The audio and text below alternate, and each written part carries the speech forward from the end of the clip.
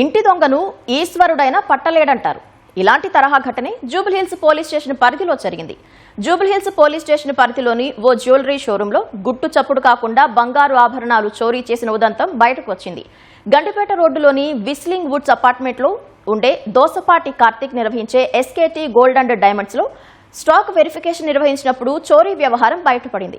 తొలుత మరమ్మతుల కోసం ఉంచిన బంగారు ఆభరణాల్లో 8.2 గ్రాముల పసిడి కనిపించకుండా పోయినట్లు గుర్తించారు.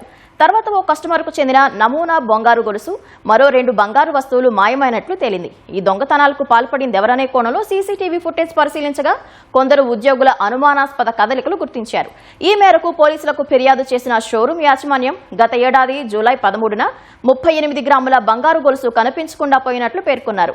మొత్తం 76.385 గ్రాముల బంగారు ఆభరణాలు చోరీకి గురైనట్లు తెలిపారు. షోరూంలో పనిచేసే శివకుమార్ భూక్యా, చలపతిరావు, ప్రకాష్, గోవర్ధన్ ఈ చోరీలకు పాల్పడి ఉంటారని ఫిర్యాదులో పేర్కొన్నారు. ఈ మేరకు జూబ్లీహిల్స్ పోలీసులు కేసు నమోదు చేసి దర్యాప్తు చేపట్టారు.